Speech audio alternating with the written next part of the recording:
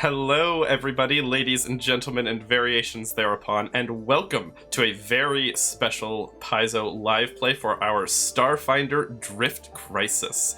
My name is Alex Speidel, my pronouns are he, him, and I will be your GM for this wonderful journey that we have planned through the drift and perhaps beyond as we encounter the very first days of the Drift Crisis.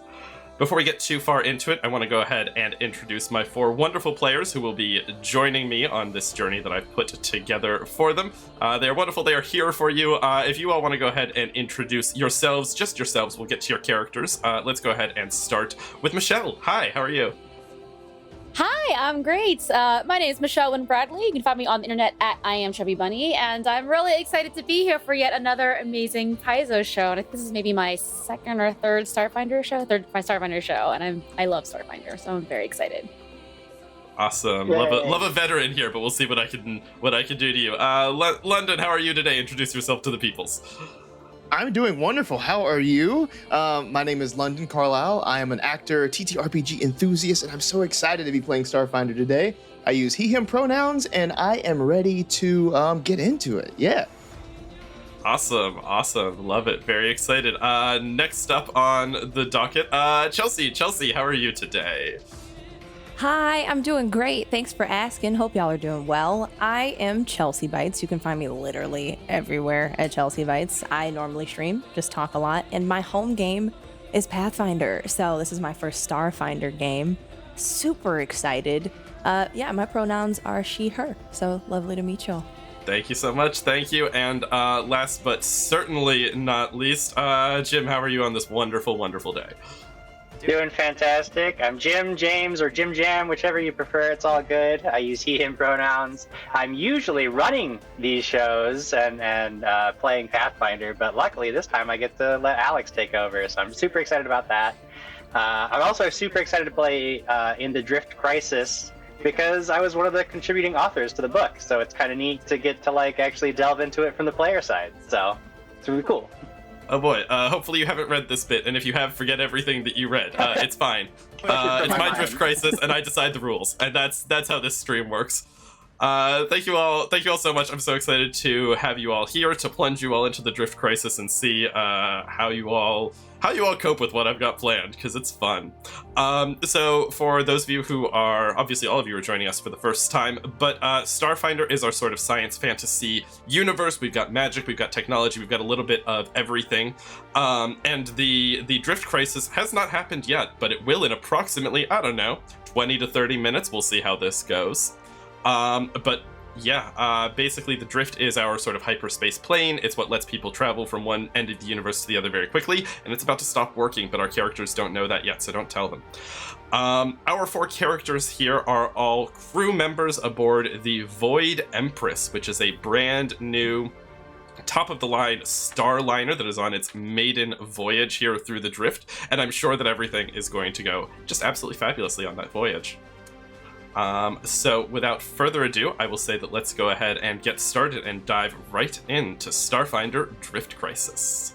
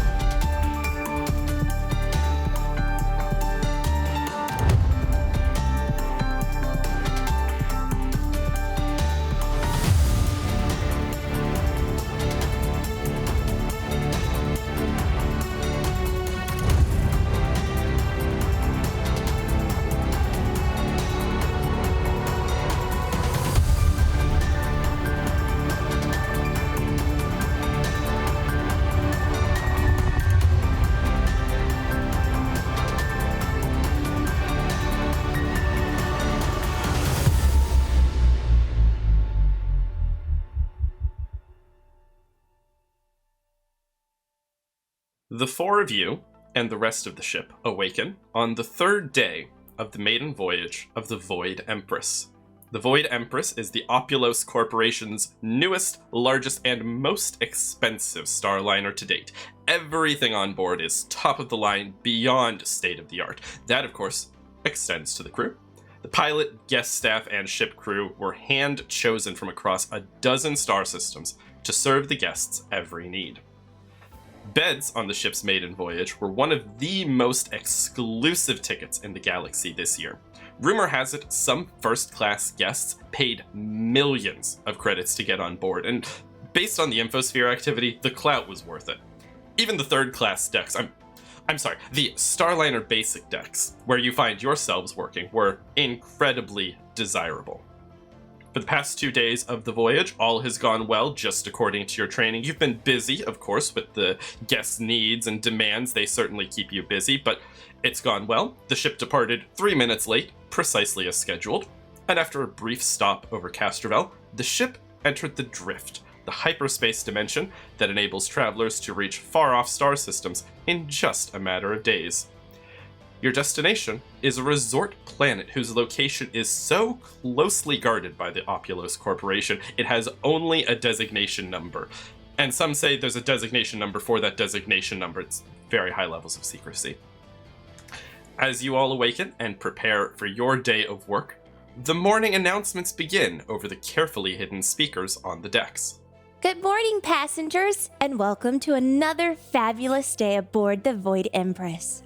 We hope you all enjoyed last night's performance by the Zero Gravity Acrobats. If you missed their show, they'll be performing again tomorrow night in the Opulos Auditorium. This afternoon on the Moonglow deck, our instructors will be giving whisper puck lessons, followed by an amateur tournament. The winning duo will enjoy half off all laser spa treatments for the rest of the voyage. On the Starlight deck, please join us for a cocktail party just after lunch. Today's theme is Delicacies of Old Galarian. Don't forget to visit the Commerce Plaza on the second floor decks for the best shopping in the Drift. You'll be awestruck by the deals as well as the wildlife exhibition featuring rare creatures like the noble feathered sky sails. Enjoy a delicious Castrovel crunch while you watch them soar through the air. Enjoy your day, passengers. Remember, with the Opulos Corporation, you own everything. Thank you so much. Chelsea, as your character finishes the morning announcements standing at one of the many guest service decks on the decks, would you like to describe your character and what the guests see as they walk up to you? Absolutely. When you walk up to Hopper has a fuchsia pink bob, blue eyes, 2 antennae that also have like little kind of pinkish bluish little bulbs, and she has a very smart fit, really clean, very stylish, likes to wear kitten heels, and of course you can't not notice, the pink skin, because that's what Lashunta are. They have very vibrant skin colors. And that is Hopper, and she has a very high-pitched voice and a very pleasant tone with all passengers. But that might change when we go behind the scenes. Of course, we love a customer service voice, and that customer service voice is actually gonna get a little bit of a workout right now, because approaching the desk as you finish the morning announcements, there's a human man, one of the guests that you recognize on board, smartly dressed, has like a red kind of waistcoat on with some nice little metal accents, and he sort of comes up to the front desk, and he leans his elbow on it as he do. And he says, well, hey there, little lady, how are you doing this morning? Good morning, Mr. Bailson. I hope everything was to your liking. I'm doing great. Thank you for asking.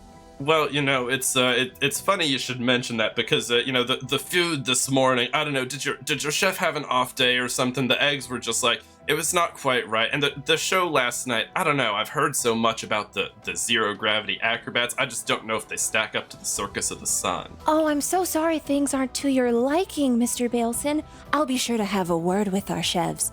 And our chefs, of course. Look at me. You leave me in such a daze. I forget how to speak sometimes. Well. But I appreciate your patience with us. Is there something that I can provide for you to satisfy your needs while we get that corrected? Well, I've really, I appreciate it. I just, I was hoping for a little bit of higher standard of service. But do you happen to have some spare towels back there? I could use a couple more. Absolutely, Mr. Baleson. And I will walk back myself, and I will pick some of the warmest towels that I can find. Because, of course, here on our cruiser, they are all warm.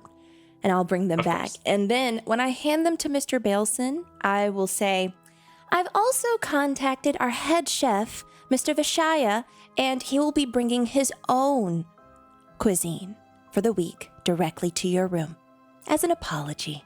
Oh, well, now that's very kind. Do make sure he brings a plate for my daughter as well, of course. But that's very kind.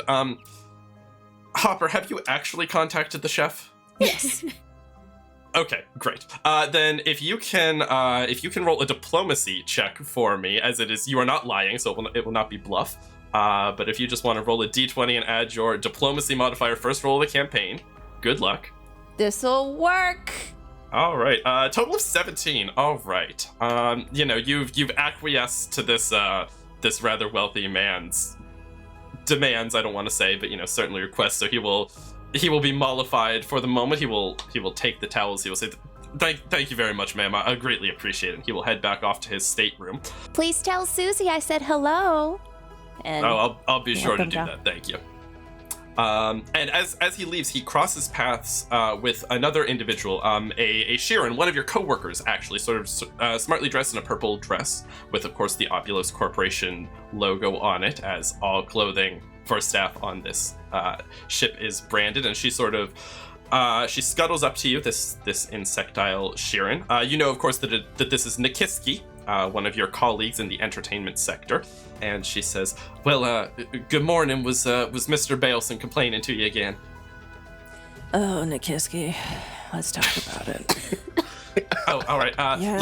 Listen, we can talk on the way. And she sort of talks to you telepathically as a Sheeran, of course. And she says, we can talk on the way, but I think Cam is a little stressed about the party, so I think if we can go and help her out, but we can definitely have a chat on the way. Absolutely. And I just want to clarify, yes, this is my internal voice. When I speak, Yes. always speak. I'm glad that you said that. So, audience, this is telepathic. This is how I sound on the inside. This is my inner voice. Oh, what's the matter? We got another fire to fix? No, I don't know. I mean, there's a lot to do for the cocktail reception this afternoon. She's really got to help with the setup, so I think she just needs an extra couple of pair of hands. Maiden voyage. We want everything to go well. Okay, let's head down. I'm ready. Then we'll walk and we'll do our water cooler chat as we go. I'll ask her about, her morning and all of those things because I care about Nikiski's day. Oh, that's very nice. Yeah, and the nice thing, of course, Lashunta and Sheeran are both telepathic, so you can sort of have this conversation back and forth pretty easily without the guests catching on, which is rather helpful in this industry. So helpful. But the two of you sort of make your way through a couple of guest corridors, and then, as you enter kind of the back corridors of this ship, they are, much more austere. The guest areas are, lavish, top of the line, lots of, gold inlay, lovely lighting. And then once you get into the back corridors where only the staff goes, it's like stark white walls, fluorescent lighting. It's night and day, really. Only the lights never shut off back here, so just day and different day, really. But you can make your way sort of through the back rooms to where you find Michelle's character, actually. And Michelle, would you like to describe what they see as they arrive where you're currently working?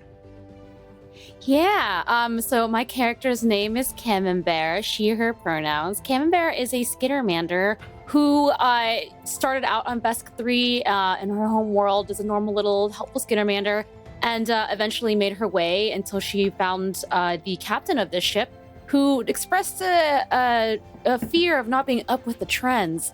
And my skittermander is a precog, so I have the ability to spot hot trends before they even happen. So I thought it could be useful on this ship. Since coming on the ship and becoming the trendsetter for sort of this elite clientele, I have completely changed my personality to like fit in. I used to be like a really normal little skittermander, But now I talk like this because I feel that people really do respect my authority on what is in and what is out, what is hot and what is not when I speak with a little bit of an accent from whatever planet this is from. No one really knows. And I feel like my attire has to be very chic, very on trend as well. So I dress in only black and whites. I also have this nice little, I mean, that we have hair over our body is very chic, but having a little more hair on top of the head, apparently, humanoids love that. So I started wearing this little wig, and I think it's really working for me. And yes, I am on the ship, the entertainment coordinator. I work under Hopper's direct command, and I help her make a good experience for all of them, all the people here who are trying to have a nice time and be entertained, but they must be entertained only by the hottest and chicest and newest things that are happening in our galaxy. However, I am a little stressed. We have just wrapped up the lunch hour, and I've been told we must certainly do this cocktail party. However, this new theme that Hopper has decided on, the, the delicacies of Galarian, of old Galarian. I mean, no one even was there. No one even knows what the delicacies were. So I am trying to suddenly, instead of projecting what is cool in the next 10 minutes, trying to figure out what the hell they ate on this planet that doesn't even exist anymore. So I am all of that. I am all of that. Yes, and so I'm sure you are currently sort of, a flutter sort of in the back chambers. And Hopper, how do you react as you enter these chambers? Hopper, because Hopper just has like this, you can't help it. Hopper can just kind of feel the aura of everyone around her. It's her job, basically. I can tell that Camembert is, of course, very pleased with herself because I know she can get the job done, but she is slightly annoyed. So I'm going to walk up to Camembert and I'm going to say, "Good morning, Camembert. I know that we had some changes, but I know with your prowess and your skill, we're going to be able to pull this cocktail party off and all of the events today. Do you need anything from me?" Hopper, listen, I love you, I respect you. You are a strong, independent person who knows what they are doing. But what the hell did they eat on Old Galarian? Is there any documentation about this? Name like one food they ate there, please. I need a little direction. Give me some inspiration, please.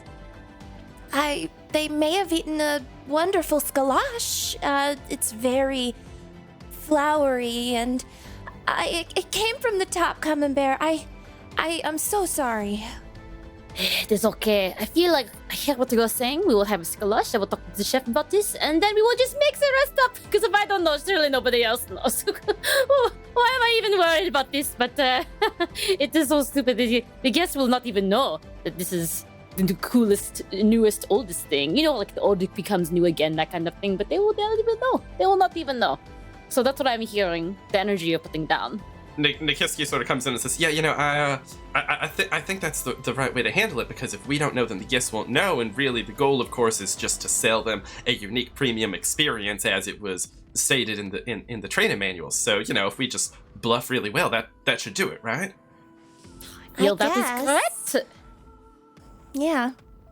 In any case, since you are so kind to offer to help me with the setup of this cocktail hour, perhaps we should head up to the Starlight deck to get this party started, as they say. Do you need help carrying the plates or the napkins or anything up? I don't know what's set up already up there. I haven't been up there yet today. Oh, yes, please. That would be very helpful. My psychokinetic can only carry, 10 pounds of weight. So, I could use a little help. But I am also very small. And you can see I've activated Psychokinetic Hand. I have various, decorations, plates, name cards, books about Old Galarian. And I start to lead the way. I'll help carry some things. Very good. So the two of you can make your way. Nikiski will sort of scuttle off to see if she can pick you up a little bit more assistance in setup. But as the two of you arrive on the Starlight deck, we say deck, of course, but the ship is entirely enclosed because we're in space. So, that helps. But the Starlight deck is really one of the most breathtaking parts of this ship. The ceiling extends 20, 30 feet up into the air, taller than most of the other rooms. And the far end, it's placed at the end of the ship. And the far end is just floor to ceiling, beautiful lucite windows that look out on the drift currently. The drift, of course, looks like this sort of swirling void of formless colors and shapes. You know, occasionally you'll see a shape form in the clouds, like a rabbit or a squawks or something, and then it will sort of dissipate again. But it's really a breathtaking sight, and it's the sort of thing that kind of arrests you as soon as you walk in. And you go, oh, wow, that's where we are. That's what the drift looks like. So what sort of setup do the two of you sort of engage in as you're beginning to set up this cocktail hour here? Obviously, at a lead topic, I am happy to take any notes. I'm always willing to accept the information from anywhere and everybody. So I have started setting up the cocktail hour. There are high tables set in a sort of round circle, because as you know, the flow works better if there's no central thing to look at. Everyone is constantly moving. It's moving energy, and very good.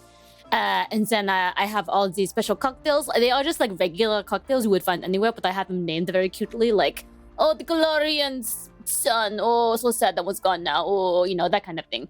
And I've got the food is starting to come out. I'm literally just writing out new labels that say like, oh, the Galarian's cat juice, whatever. I put it there. Everyone loves the cat juice, done.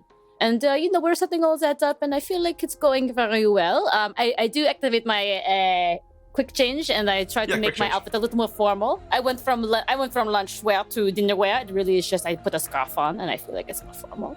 Yes, I feel like we are getting ready. And Hopper, if you could assist me, perhaps we could use some sort of music with this, but I do not know what they would play.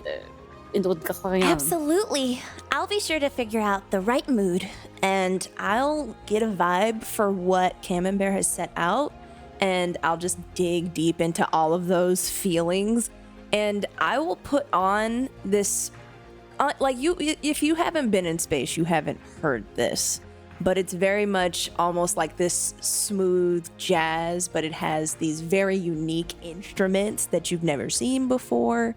So if you were human from Earth, you'd be like, is that? But it's not quite.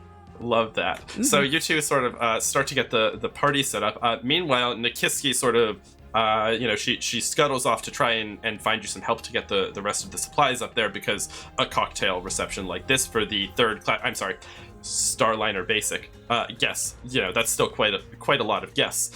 And so after, poking around for a little bit, she actually scuttles into one of the bars on the deck, where a very special halfling is currently setting up for his day of work. London, would you like to describe your character for us?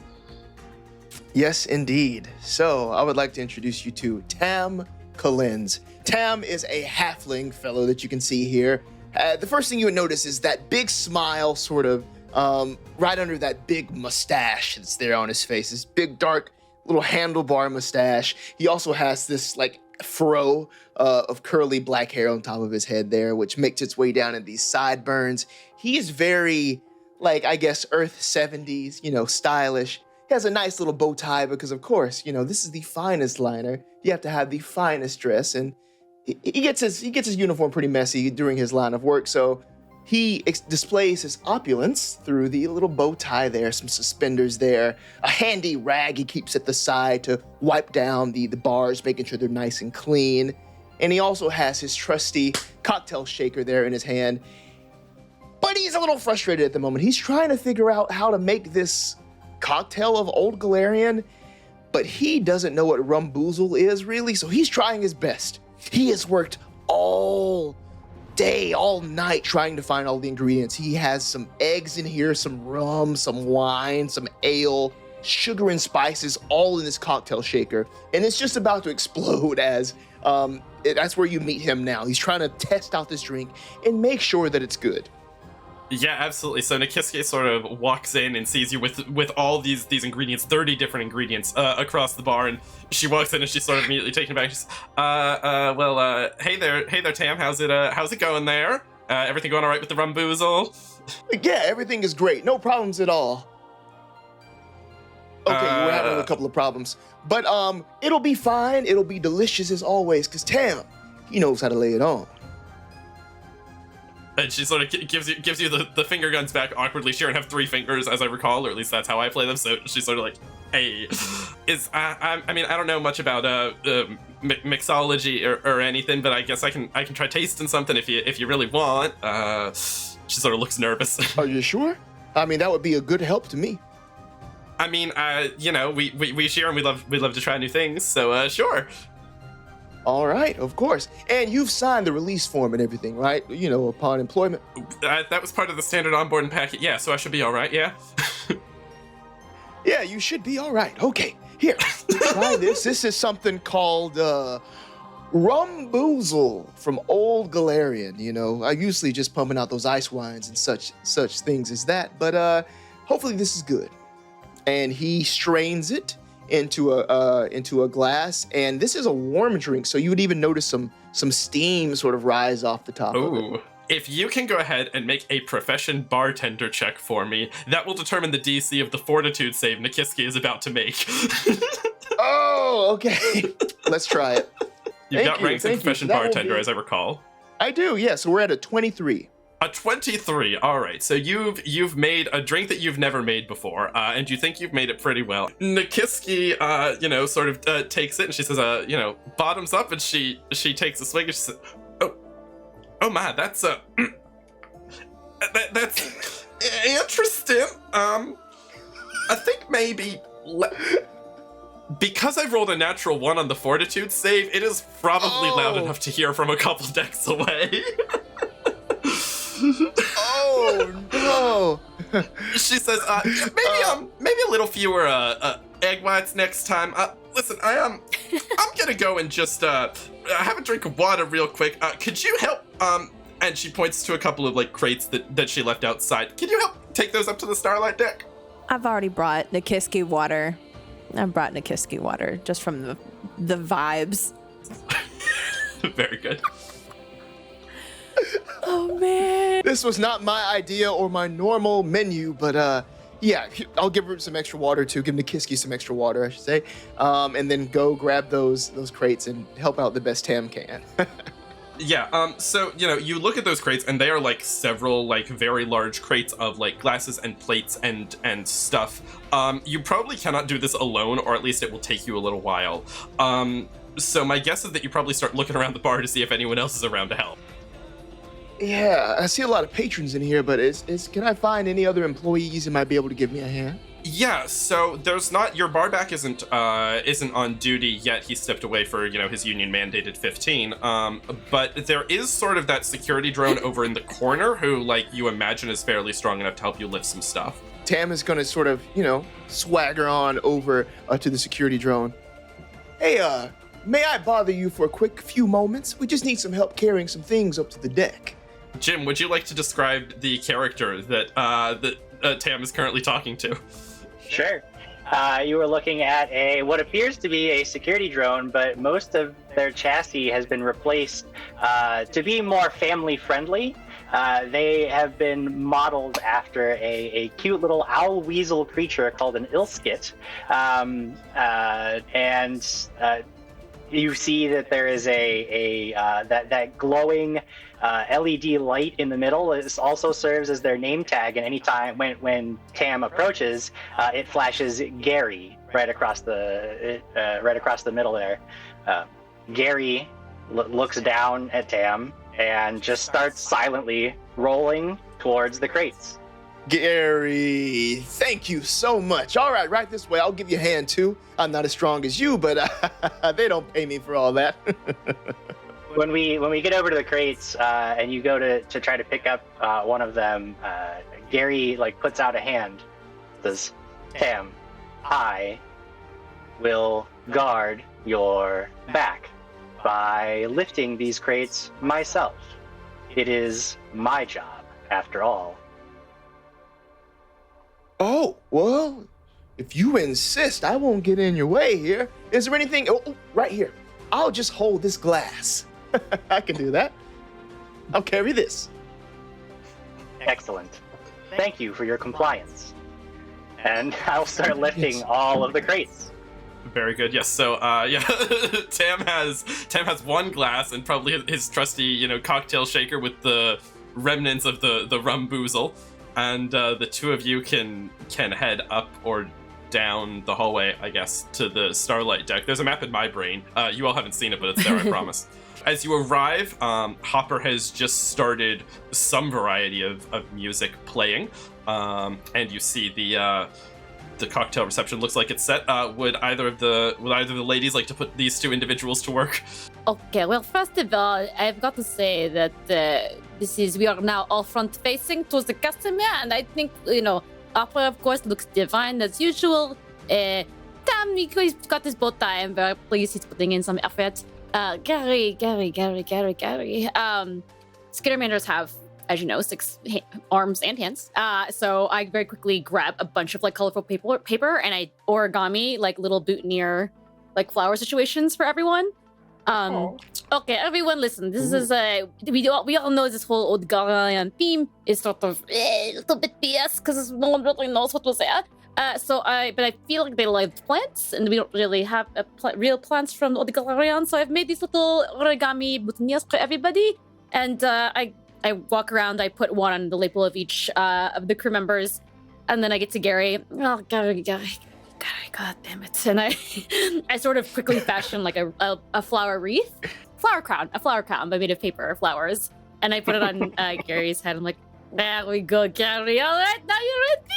Are you ready for the day, buddy? How does Gary feel about the flower crown? A little confused. Right now, I'm sort of mentally going over the releases that I signed when I signed on to become part of the crew, because my chassis was mostly replaced. My physical body currently is mostly property of the Oculus Corporation, so I'm trying to make sure that this modification doesn't go against the terms of my employment. I may have to reject it, so I'm just trying to make sure that I can't get in trouble for this chassis modification. Excellent. You think that if the entertainment coordinators tell you to do something, it's probably within bounds, but you're not 100%, so you're gonna have to think on it for a moment. All right, it's already looking better. Very, very good, Gary. I know you're trying your best, and this is not really your thing to be in front of the customer, but I feel like you're gonna do a great job. Great bang-up job. Looks sharp. I'm going to keep the party safe. Oh, is there going to be danger? Maybe only the danger is Tom's strengths, because they're very strong, are they not? There's not going to be danger, because I am going to keep the party safe. Thank you, Gary, for being so persistent. We appreciate that. I turn to everyone else that can clearly understand vibes, and I will say, Camembert has a very, very detailed view of how this party should go, and I'm here to make sure that happens. I like to envision that Camembert is the designer, and we've been sent off to make her designs known. So I will turn to Tom, and I'll say, this event is going to be very tasteful, of course, but also to appreciate lost history. Old Galorian. Remember, old Galorian. Very floral, very historical even. So let's not only make it very rich, but also a little sad, because there's a lot of lost history here.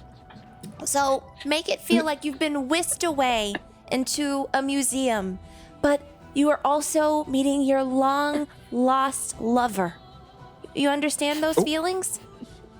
Well, you lost me when you said sadness. Now, Tam, I don't do sadness. But you got to the lover part, and I started following you a little closer, because, I know a thing or two about that. Maybe human feelings so complicated. Maybe more longing? Longing and sad are so confusing to me. But, yeah, longing. Well, longing and sadness. Yes, those are things that I can translate into flavors. The deep richness of certain flavors can give those feelings of longing. I knew you could do it, Tom. Thank you. You're wonderful. And I'll turn back to Gary, and I'll say, Gary, whatever Camembert tells you to do, just do it. I don't know why I think I'm looking down. Am I looking down at Gary? He's probably a little bit taller than most adult human-sized creatures, but not an imposing amount. An SRO is size medium, so it just depends on how much his neck is extended, I guess. Hopper, please tell me, what is sadness? Oh, that's a great question. I listen to humans and other species, and it's like they grow dark. Things get dim. Does that make sense? It does. That was a joke. I understand and feel emotions. Ha ha ha. Ha ha ha. He's hilarious. As Gary makes this joke, I laugh louder as I start getting the joke. I'm like, and you all sort of listen to Hopper laugh like that for a second, but then Hopper's laugh sort of peters out, and you realize that the four of you have kind of fallen silent, but so has the rest of the room, actually. It's all just kind of hit like a lull in conversation. And, you figure, it's like, it's 20 after, right? That's what happens at 20 after and 20 till, but it's kind of an eerie moment because you realize that everyone in the room, including yourselves, is almost listening or waiting for something. Your hair, not Gary, of course, but for the rest of you, your hair is kind of standing on end. You're all holding your breath. You've detected something is about to happen. And for a moment, a long moment, absolutely nothing happens. Nobody speaks, nobody breathes, can't hear anything except the shifting of the cruise liner, the faint music that Hopper has put on in the background. The noise that breaks this silence is so quiet, like tearing, like a single sheet of paper just tearing. The faintest just whisper of destruction. You turn towards the huge floor-to-ceiling windows and you see stars.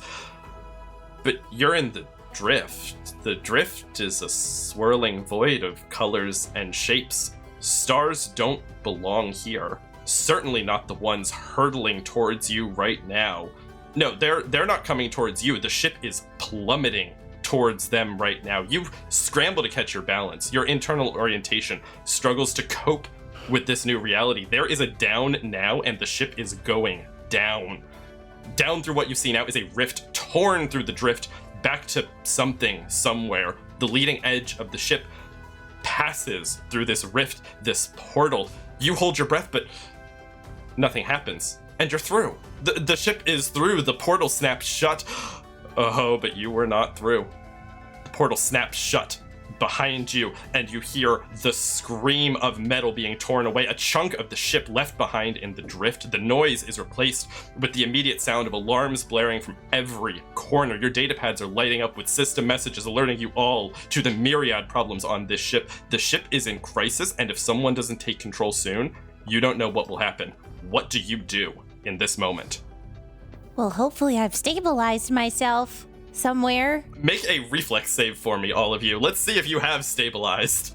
Sorry, everybody. Hold on. Let's see. So 19 for me. Cam, 15 for Gary, 18 for Hopper. Okay, all right. So rare. I'm gonna start rolling through the computer, but I got an 8. An 8. Okay, so Tam has unfortunately That'll teach ended you. up on his keister. The rest of you have sort of managed to catch yourself. The lighting on this deck has changed from bright daylight lighting. You've been plunged into what looks like emergency lighting in this room all of a sudden. But you are standing at the moment. Is everyone okay? I'm like fixing my wig as I completely fallen off. I'm just putting it back on. I am okay. Do not look over here, but everything is okay. Gary, Tam, are you all right? Are you in one piece? For one, I spilled my drink everywhere. My shirt's a mess. Ugh. I am fine. But otherwise, I'm okay. I think the whole ship is a mess right now. So many emotions swirling through the air. There's so much panic. What's going on? Yeah, you are getting panic and fear from all of the passengers around. You know, the four of you are basically alone in this room, but in the hallways outside, you're picking that up. Your data pads are just bling bling bling with all sorts of different alerts that things are going wrong. How is Gary's threat assessment protocol, which surely you have, feeling right now? Well, I guess that's actually what Gary is currently going through, is trying to figure out, imagining that immediate orders would be coming through. So looking at like because my job is specifically to keep all of the passengers as safe as possible, I am trying to figure out what are the orders currently. Like, everybody in this room appears to be safe, so I would probably actually be making my way towards the nearest corridor to get to whatever the nearest sort of like passenger hub would be to assess there the general state of everything. Yeah, so Gary starts heading towards the door to sort of get out of this room. As you're sort of, scanning through the internal messages that you're getting, everything you're getting is like an automated message, right? Like, X system damaged, offline, X room not contacted. You're not getting anything from anyone human, I'm going to say. There's no orders from on high. Nothing. Then that would, without any orders, that would make me sort of the highest ranking security officer in contact with myself. So I will turn to the rest and say, if everyone here is safe and able to move, we must get to the nearest secure location. Do I know whether these crew members' quarters are still part of the ship? That's what I would want to find out. So, interesting question. You don't have like a full scan of like every, room of the ship or anything. The thing you definitely know is that the bridge of the ship is no longer reporting. Which is an issue, one might say. Yes, I would probably account for the fact that I have no orders coming through, in fact. I guess then I would try to figure out what the nearest, most secure location would be, and my job would be to, as I understand it, to get these 3 crew members to that location.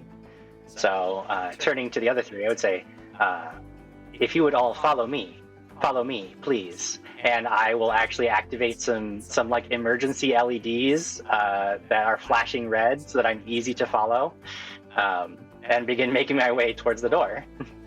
Can I get a look at those pads first before we go? Yeah, you can look at it. You have a lot of the same kind of automated messages that Gary was receiving about various systems having damage. Someone please go look at them. Is there anything in particular that you're looking for? Anything related to my department, or especially like what it's telling the passengers to do?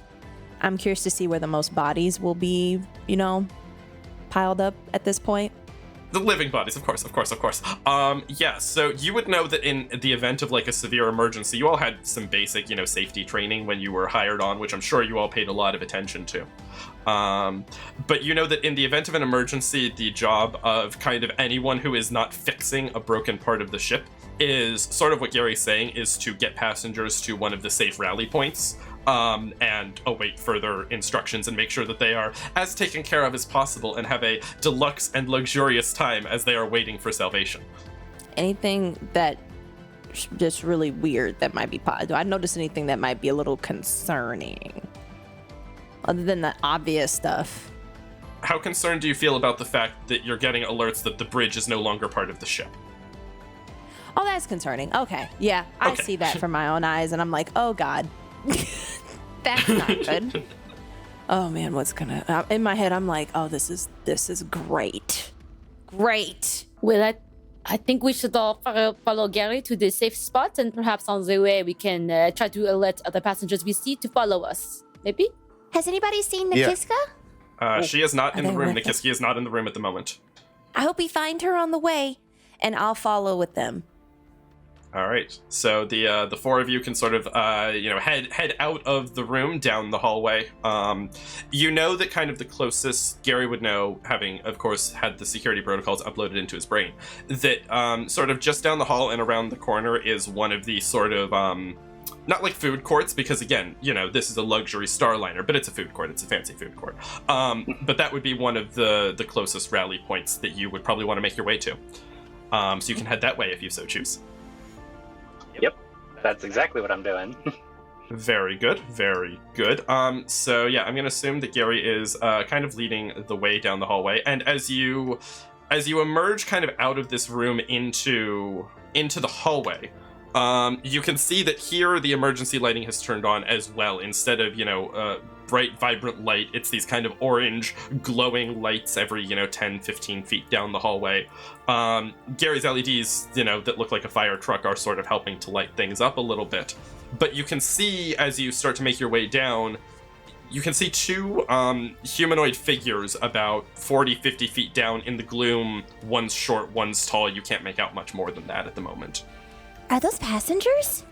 Perhaps we should just go and ask them. I mean, who else could they be besides passengers or other crew members? Yeah. There's no third possibility, right? Exactly. I would hope so. I hope that's not Mr. Baleson. He seemed really upset the last time I saw him. And I'll lead the way. Okay. I was gonna say I have low light vision. Does that help at all, or is it just? Yeah, definitely. So you can see basically as if it's day. This is low light, so you can basically see fairly well. So you can see, I would say with your low light vision, you can see that it's two individuals. There's like this tall, looks like a tall, willowy, like elven individual, and a shorter individual. You can't tell if they're like a halfling or a gnome or what. You know the crew and the passengers pretty well. It's part of your job to know exactly who everyone is. You don't recognize them, and they're behaving oddly. They're like taking a really close look at like the walls and doors in this hallway. They're not like looking around in panic. They're just like looking very closely at stuff. Unless someone stops me, I will begin to raise my hand and I will say, Hello, is there something that we can help you with? and I'll start walking towards them, yeah. Yeah, the two sort of turn in unison to face you. And one of them, the shorter one, cocks their head and says, "Query, nature of event?" I think this might be, Gary's expertise, if they're speaking in literal code. Sounds like sequel. But Sure. I understand mostly what you're saying. Nature of event, I think we're having some very large accident. Something's happened with the bridge. They sort of look at each other and they nod to each other, and then they turn back to you and they say, "Objective, retrieve data," and they begin to move towards you. I would like you all to roll initiative now. As they are moving towards you with less than friendly intent. Yeah, you can see that sort of down the end of the hall, you see two figures standing there, and they probably moved a little towards you, so I'll move them into the hallway so you can see them. And yeah, they are currently moving towards you, and first up is one of them, is the one I've named Edgar. I gave everyone names because you don't know what they are yet. But I'll say this is the elf-looking one, although as he moves towards you, they look like they flicker almost, or like they kind of break up into pieces briefly as they move towards you, and you think, that's a little weird, that's suspicious, that's weird. And he will just come right up to you, Hopper, with a double movement, actually, and he will just get like right up in your face and just stand there, because that's his whole turn. Tam, it is your turn. What would you like to do? All right. This looks kind of aggressive. Not liking that too much. I'm just gonna go for it. I'm just going to try to able to like sort of shoot through my allies here. I'm not trying to hit anybody. Yeah. So you can. They do provide a little bit of cover if they're between you and the enemy. So if you wanted to move, you could. But yeah, you can shoot, and you won't actually hit your allies if you don't want to. Cool. Yeah. So I have my injector pistol. I'm going to try to whip that out as I see Edgar closing in. I'm going to try to hit with that. Yeah, so go ahead and roll a ranged attack there with that little injector pistol. You're going to shoot him with a dart. 15. 15 to hit.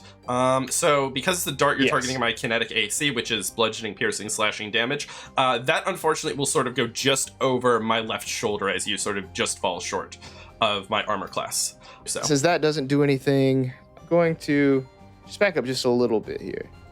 And then that's it. all right, very good. Next in initiative is Camembert. I'll just stay right behind Hopper for Okay. like support and like feelings and emotions. Sure. And I'm going to, oh gosh, you know what? Because they haven't done anything yet. I'm gonna see if I can send a telepathic message to to Edgar to Sure. just like check in, like, hey, like what's going on, you know? So I sent a message, my cantrip telepathic message. Are you friend or foe? I feel like we're all in the one big trouble here. Perhaps we should be helping each other out. I don't know if that was 10 words, but something like that. Sure, yeah. So it receives that message in its inbox, and it returns to you. Objective, gather data. And I just kind of turn around quickly and go, everybody, I know you heard him say it before. I'm going to reiterate. It wants to gather data, and I hope that means talking to us, but this seems a little aggressive, so please be careful. If you want to make any checks to identify creatures, for these it would be either an engineering or a mysticism check to try and identify these. Well, that's a 10. What does that do? Anything? A natural one on mysticism, you are pretty sure that these are squawkses and they are friends. Incredible. They're great. love to see it. Yep. All right. Gary, Guardian, you're up. Gary has been spending this entire time running them through all the databases he has on passengers and crew members, and he's come up empty, which is a grave security concern.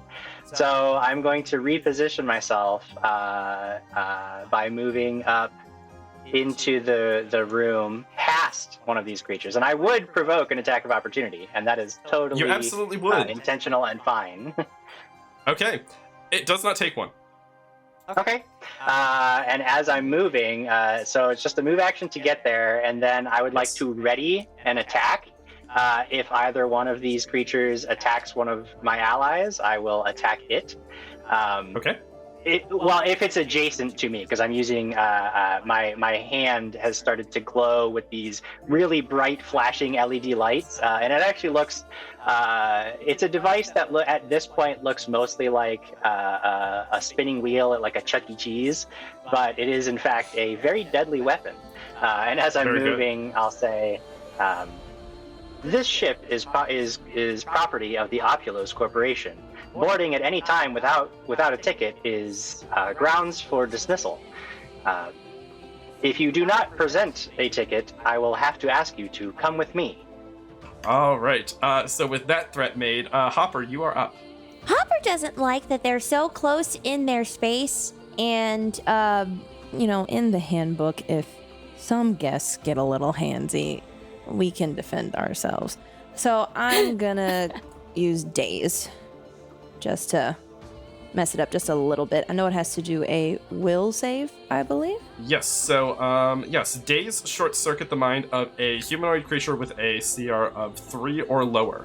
Well, here's the problem: is they are neither humanoid nor lower, so that's not going to do anything to them, unfortunately. Actually, let me do what you said earlier. And identify them? Yes. Yeah, 15. Boy, the dice are not your friends now that you're in combat. You are not sure what those are with that check. I will say that you know that they are not humanoid because it's clear that something is funky, so if you want to do something other than cast Daze, I will permit it. Okay, perfect. As that is a cantrip. Yes. You do also know that you could probably move away from this guy safely because he didn't punch the big scary robot in the face, so he's probably not going to punch you. Yeah, I would probably back up behind Camembert, like the squishy mystic that I am. I'd say Absolutely. personal space, please. But I will put my hand. I will put my hand on my my laser pistol if I can Very pull good. it out next round. Yeah. Yeah, absolutely. All And that'll right. be my turn. And so Yeah. Eleanor here is going to move up 20 feet to be right behind their friend. And as they do so, and they get adjacent to Gary there, they're sort of going to discorporate, and the small creature that you saw suddenly dissolves into what looks like millions and millions of tiny little particles, nanites. You're not sure exactly what's going on, but some of them will swarm at Gary. And I'm technically making an attack, so if you want to use your hard light hand wraps against me, you can attempt to. I do want to do that. So my attack is a 19 against EAC. A 19 to hit me, so that will hit my EAC, so go ahead and roll damage. It's much less of a punch and more just like my entire arm rotates in a complete 360 and comes and trying to smash this thing, and comes down hard, dealing 15 points of force damage. So, interesting thing, you do use your little spinny wheel on me. I don't take as much damage as you expected me to. Like, you definitely destroy some of the nanites, but your blade also passes through harmlessly for some of them. So that's a problem. And then I will go ahead and do to you what I was trying to do. Does a 26 hit your KAC? It does. It does. Great. I was actually targeting EAC, so that's my bad. So it hits slightly harder, I assume, because energy AC is usually lower. So you don't take any damage, but what the rest of you see happen is this cloud of nanites or something suddenly surrounds Gary's head. And Gary, you remember what just happened. You feel the memory almost called up involuntarily of what just happened. This rift appearing, the ship falling through it, snapping shut behind it, tearing the ship away. And then you don't forget the memory, because you remember that you were there. You know, it's not as if you forgot what just happened, but it's sort of, some of the data's gone. It's taken a little bit of that data. And then it just reforms back into that humanoid shape. As I'm assessing all of this, I'll say, that data is property of Oculus Corporation. If you do not surrender it back immediately, I will be forced to take heroic action against you. It will say, in response, it can actually speak telepathically to you as a machine. It will say, in response, data is required to assess situation. Data will not be returned. And then, it's going to be my buddy Edgar's turn. Edgar is going to hop up here next to Cam and is going to do the exact same thing to you. Yeah, I will roll a total of 16 against your EAC, which I think manages to miss you. Yay, it misses me. I'm All right, so it 17. misses your energy AC, so this cloud of nanites surrounds your head, but it is unable to access your thoughts. It's because I have so many hands, and it's like swatting them away. You've just got your clipboard out and you're just like swatting them like bugs. Yes, and it's very effective. Very good. Tam, you are up. Yes. Can I attempt to do the identify on what's going on here? You surely can. You can make a mysticism or engineering check. I'll allow either for these. Can I take out my custom micro lab and then use that to identify? Which will allow me You to do sure can. physical science. So Tam's custom micro lab looks like a card reader. You know, when you're going to pay for your food or your drink, they have you sign everything on the little keypad. That's what this looks like. So he's going to take that out and sort of search through to see if they have a tab open or anything like that, or if they can get any information from them. Very good. Go ahead and make your check. This is 19. 19. Let's see. I'm going to say that you know a little bit about these guys. Okay.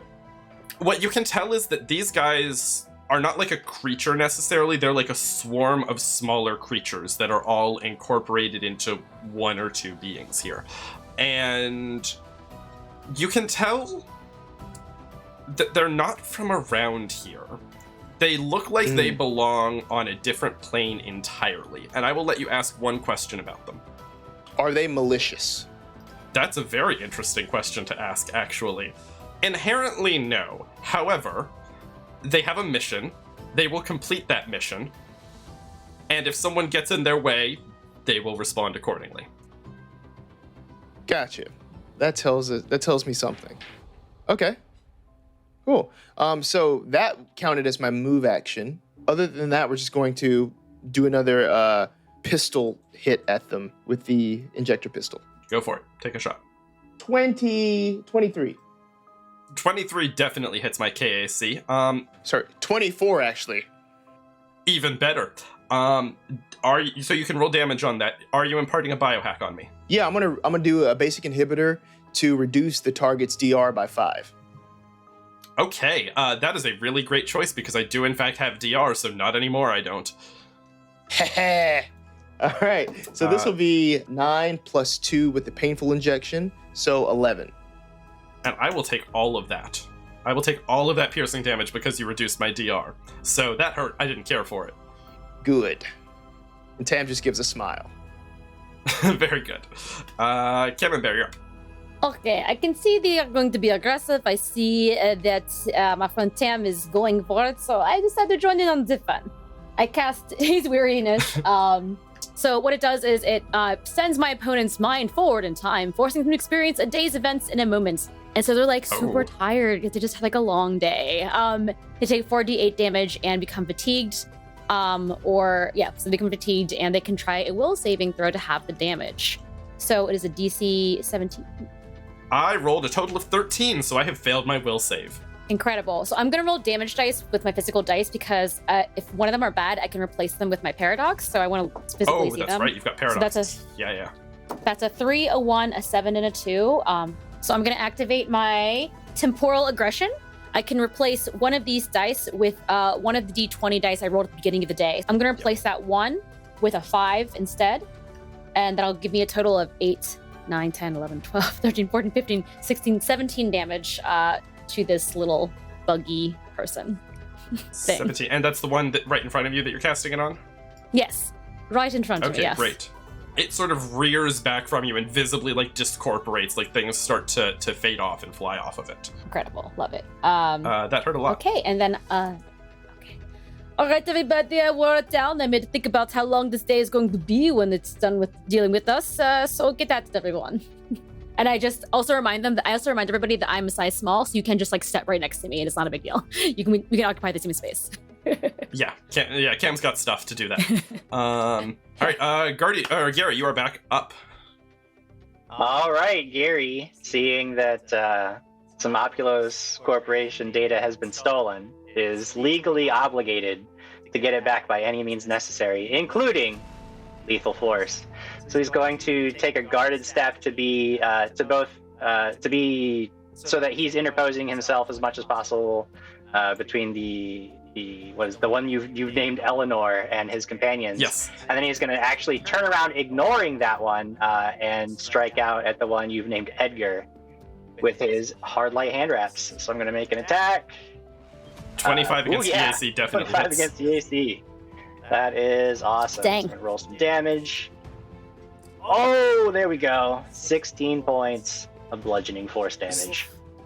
So your big spinny wheel of death just sort of slices through this thing, and the nanites or whatever make it up just sort of discorporate. Some float away as dust, others just fall to the ground as you have defeated this creature. As you do so, however, as it sort of discorporates, you hear a thunk as something small and metal falls on the deck in the space where this creature once stood. Okay. But Edgar is down. And that was my turn. Yep, so Hopper, you are up. Hopper's going to move right here.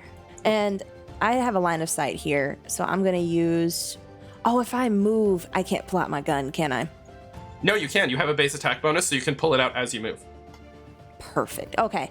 I'm going to pull that out, and I want to use... I guess I'll just use my auto pistol.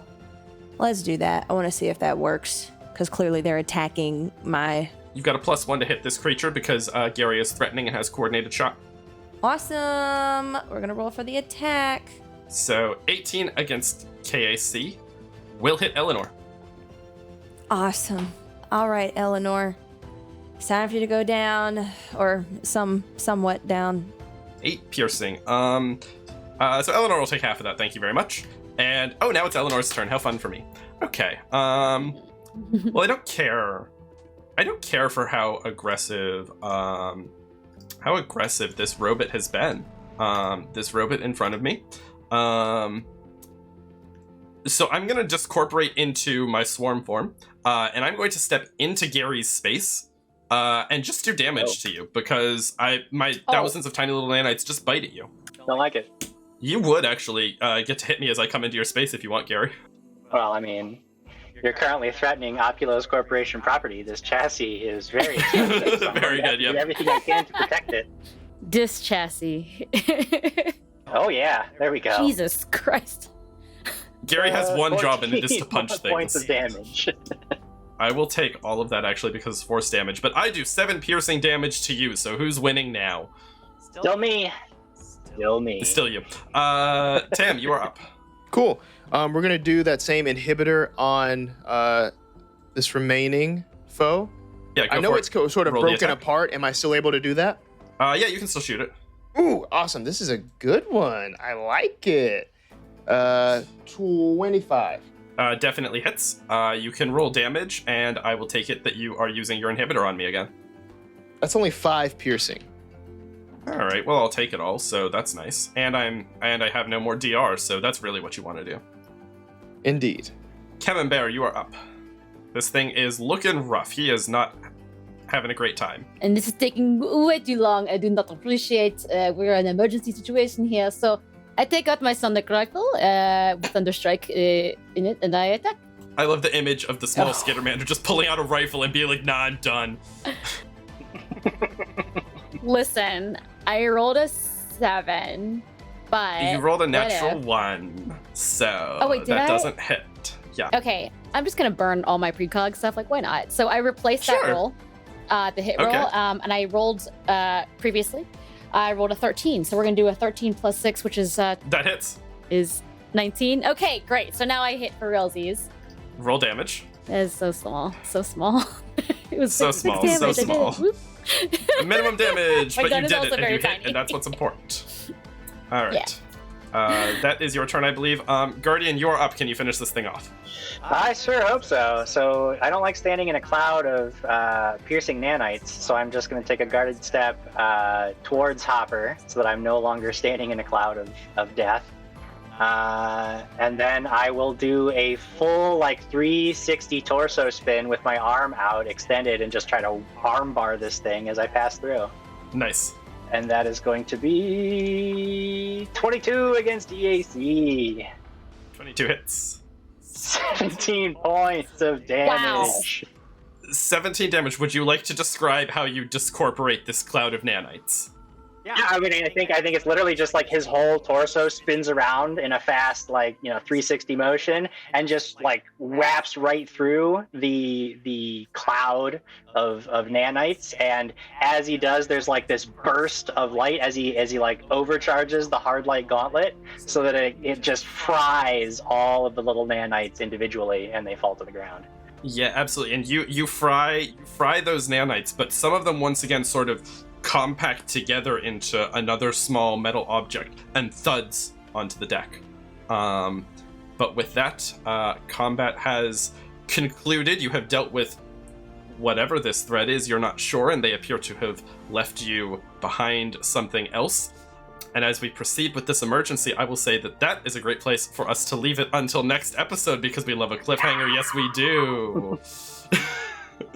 So next time we can discover what they have left you and what has become of your lovely, luxurious cruise ship. Thank you all so much for playing with me. Thank you all for watching at home. And I think we'll see you next time. Bye, everybody. Bye.